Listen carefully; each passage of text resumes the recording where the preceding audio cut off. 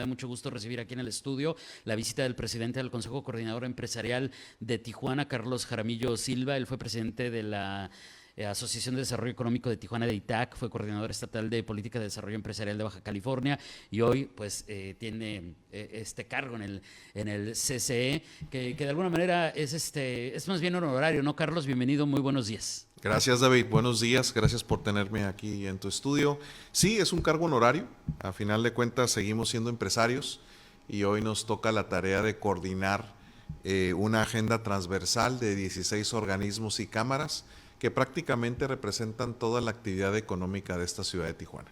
¿Nos podrías poner algunos ejemplos? Porque justamente de repente con el público hablamos mucho del CCE, del Consejo Coordinador Empresarial, y luego hablamos de otros organismos, y justamente el CCE tiene esa característica que lo hace de especial importancia, y es que reúne a todas estas instituciones. Claro, yo soy un presidente coordinador. Y tiene este título de coordinador porque precisamente la función es coordinar esta agenda transversal que une a todos estos organismos y cámaras de la ciudad. Por ejemplo, dentro del CCE, dentro de estos 16, se encuentra Canaco, Canacintra, Cotuco, DEITAC, Coparmex, Canacope, y así nos vamos, ¿no? Canieti, la Cámara de la Construcción, etcétera. Y por lo tanto, los presidentes de cada uno de estas cámaras y organismos participan dentro del CCE, donde prácticamente el CCE pues es un megáfono más amplio, donde prácticamente nosotros tenemos una agenda transversal coordinada, donde impulsamos el desarrollo económico y obviamente cuidar los intereses del sector empresarial. Ya el CCE aquí en Tijuana cumple 40 años, este 2023. O sea, ¿y va a haber conmemoración? Sí, vamos a estar preparando una conmemoración más adelante este año, pero ya con 40 años de historia en Tijuana, donde como CCE Tijuana también formamos parte de un comité técnico estatal, donde los consejos coordinadores empresariales de cada ciudad formamos un consejo estatal que a final de cuentas tiene la misma finalidad, coordinar una agenda empresarial transversal que obedece a los intereses del desarrollo económico de todos. Que además eso hace muy interesante su labor, porque si bien por un lado se caracterizan por ser críticos, por observar lo que está sucediendo bien o mal en una administración pública de cualquier nivel, al mismo tiempo se coordinan porque lo que buscan pues es el beneficio para la comunidad, y eso lo tienen que hacer de la mano, ¿no, Carlos? Lo tienen que hacer de la mano de los gobiernos. Sí, totalmente. Nuestra función es el impulso al desarrollo económico con calidad de vida. Hoy el tema de calidad de vida, como sabemos, es un tema importantísimo para nuestros ciudadanos, para todos los que vivimos aquí en la ciudad de Tijuana. Y por otro lado, pues llevar una agenda de la mano con el gobierno, ¿no? Porque a final de cuentas somos dos entidades, la iniciativa privada y el sector gobierno, donde a final de cuentas tenemos que coadyuvar en el desarrollo y también ser críticos en el momento que lo debemos de ser, con la finalidad de ayudar para impulsar la economía de nuestra región. Oye, y como bien decíamos al principio, hay muchísimos temas que tendríamos que platicar. Definitivamente. Pero justo que acabas de mencionar el tema de la movilidad. En este momento hay mucho por hacer. Claro. Hay planes, hay proyectos, hay estrategias a corto, mediano y largo plazo. Pero ustedes, ¿qué ven? ¿Qué han encontrado respecto tanto a las necesidades, lo que están respondiendo las administraciones públicas y el papel que ustedes juegan en todo esto, ¿no? Claro, hay varios papeles que jugamos en el tema de movilidad. Obviamente nosotros, por ejemplo, Canacar, que es miembro del CCE y que prácticamente maneja todo el transporte de carga, ¿no? Es un elemento importante, claro, en este tema de la movilidad. Obviamente nuestros empleados, nuestra gente, se mueve mucha de ella en transporte público y nos interesa la calidad de vida y que no pasen 2, 3 horas, 4 viajes, 5 viajes, un transporte público caro, ineficiente, que obviamente afecta la productividad y nuevamente la calidad de vida de nuestra gente. Para esto hoy, ¿qué estamos haciendo? Bueno, estamos trabajando de cerca, tanto con el gobierno del estado, con el gobierno municipal, hoy con el gobierno del estado principalmente en el tema de la moratoria del Boulevard Aguacaliente. Como sabemos, es un gran tema. Que por un lado, obviamente estamos a favor de un reordenamiento de transporte público, es un tema que lleva muchísimo tiempo y el hecho de trabajar en un reordenamiento pues es positivo. Sin embargo, bueno, hay que cuidar las formas, ¿no? Hay que cuidar las formas para que todos los que tengan un interés o que tienen un interés en ese bulevar, sus intereses sean respetados y a final de cuentas que ese reordenamiento realmente sea eso, un reordenamiento.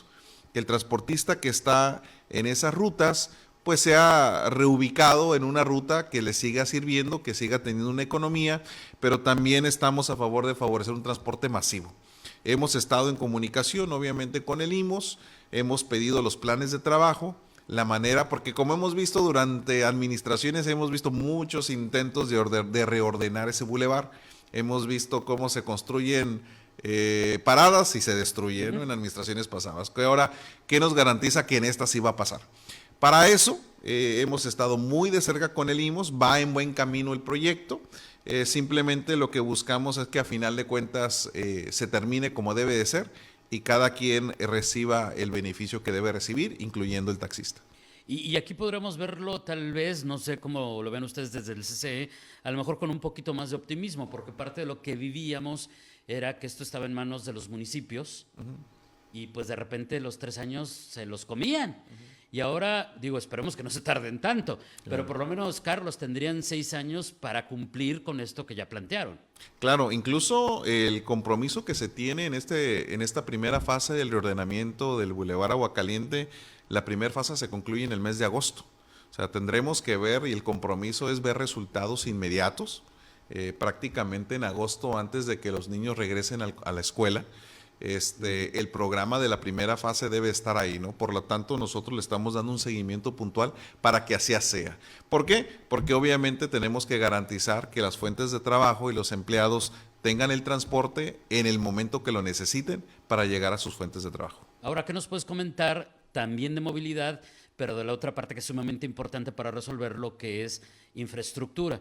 No solamente nuevas vialidades o cruceros o distribuidores, el asunto de que un transporte masivo además permitirá que esas nuevas vialidades sean más eficientes, sino también finalmente bacheo, pavimentación y pues rehabilitación, que finalmente eso es de siempre, ¿no? Finalmente. Claro. Y ahí es importante, algo que el CCE tomará de manera importante, va a ser la interlocución con el gobierno federal. Algo que nos llama mucho la atención y lo hemos visto durante estos tiempos, que por ejemplo la aportación en bacheo, prácticamente Tijuana necesita de 1,000 a 1,200 millones de pesos para rehabilitar el tema de bacheo y sus vialidades. Si vemos lo que se le va a lo que se está en presupuesto, incluyendo el presupuesto adicional por la nacionalización de los autos, el programa federal, pues Tijuana va a tener un presupuesto para rehabilitar alrededor del 30-35% de sus vialidades, ¿no? Ese es el presupuesto que tenemos asignado. ¿Qué significa eso? No hay dinero que alcance. Esta ciudad tiene un nivel de crecimiento muy importante, es una ciudad fronteriza, es una ciudad que manda una cantidad importante de impuestos a la federación, recibimos nuestra proporción. Sin embargo, vemos que las aportaciones federales que recibe Baja California, que son estas aportaciones adicionales fuera de lo que le corresponde por el pacto federal, van a la caída. Simplemente del año anterior a este año se considera que tenemos 5% menos de aportaciones federales. Si analizamos una tabla de estados en México, prácticamente Baja California está en la mitad hacia atrás de aportaciones federales. ¿Cómo es posible que un estado como Hidalgo, que es un estado mucho más pequeño, reciba más aportaciones federales que Baja California? Por lo tanto, si queremos estos temas de infraestructura, construir esas vialidades, esas necesidades que tenemos como Tijuana, pues la realidad es que necesitamos buscar aumentar. ¿Y qué es lo que se puede hacer para eso? Bueno, para eso tenemos nuestros senadores, nuestros diputados, la interlocución que necesitamos generar a nivel federal para efectos de buscar que estas aportaciones se incrementen.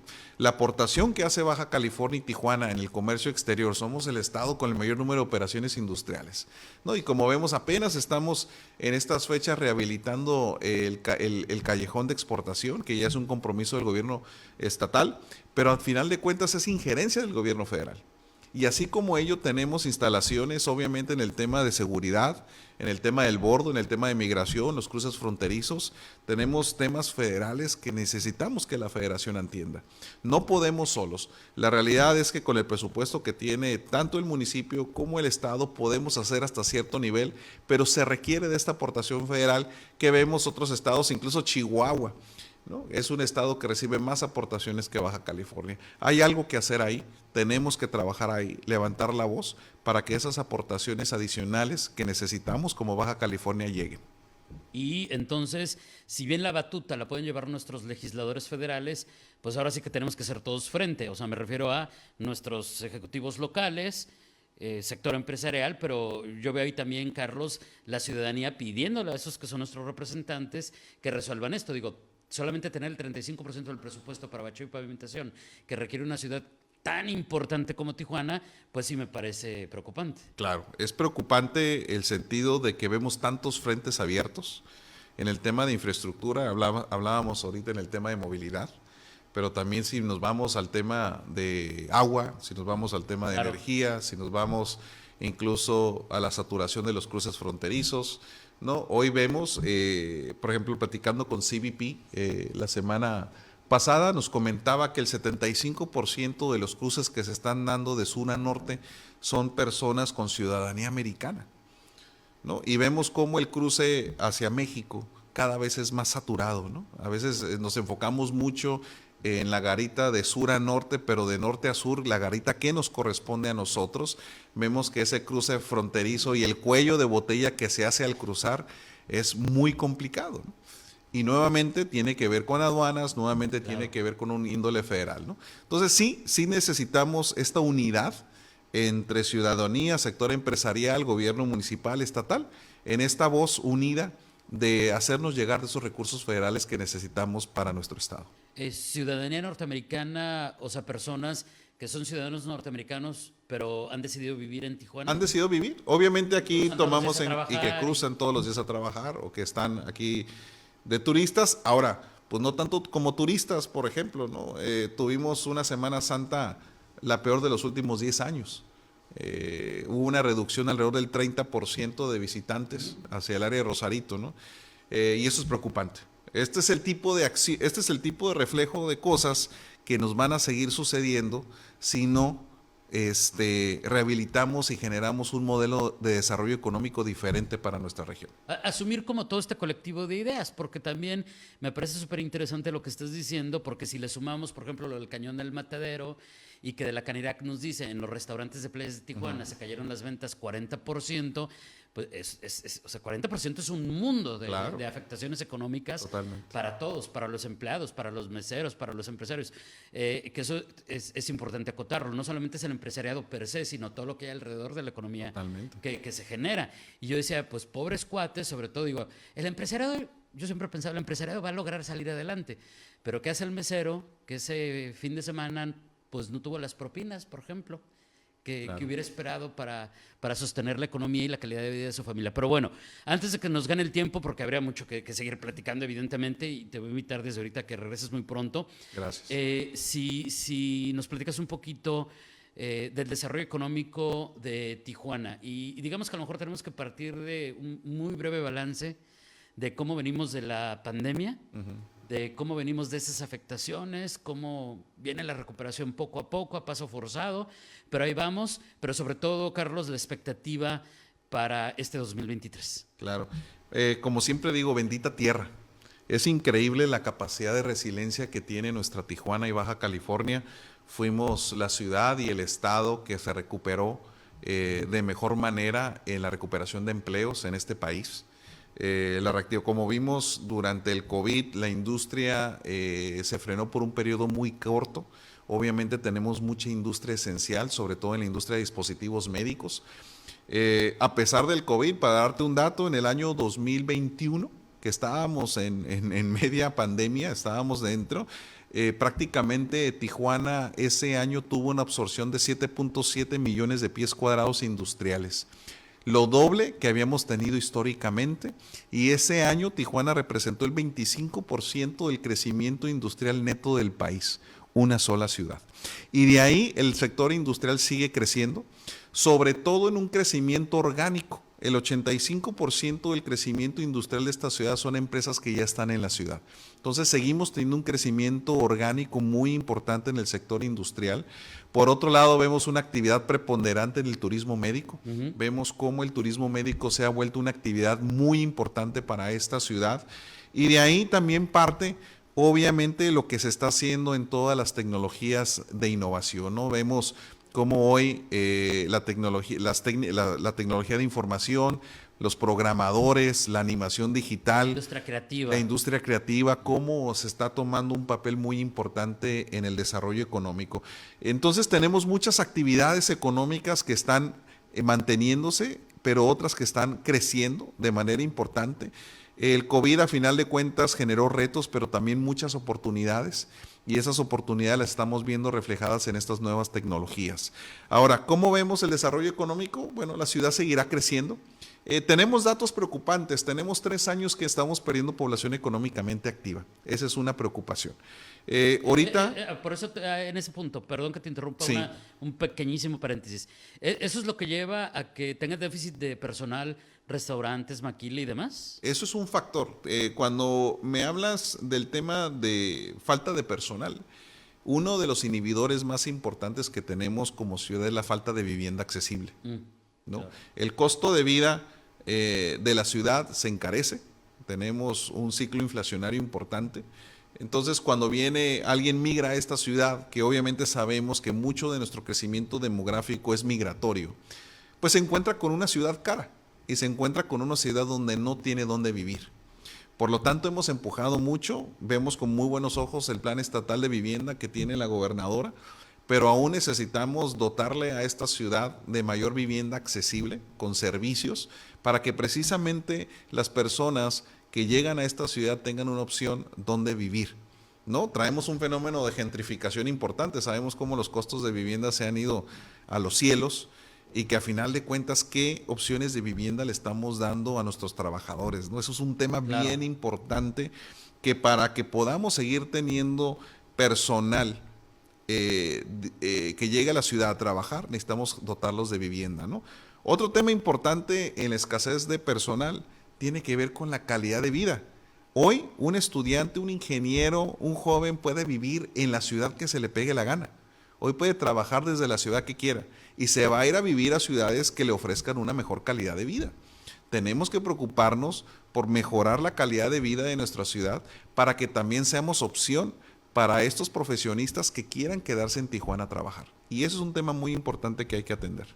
¿Qué otros factores son preocupantes? Uno de ellos era y te interrumpí, pero me decías, sí, hay varios. Obviamente el tema de la reducción de la población económicamente activa, obviamente el encarecimiento del costo de vivienda es importante, los temas de movilidad son muy importantes, sin perder de vista también el tema de seguridad, ¿no? El tema de seguridad que tanto desde el punto de vista empresarial, de las inversiones que llegan y los cuestionamientos que hacen el tema de seguridad, pues hasta nosotros como ciudadanos comunes, donde estamos expuestos a una situación, el comercio y las extorsiones, y obviamente esto dificulta, obviamente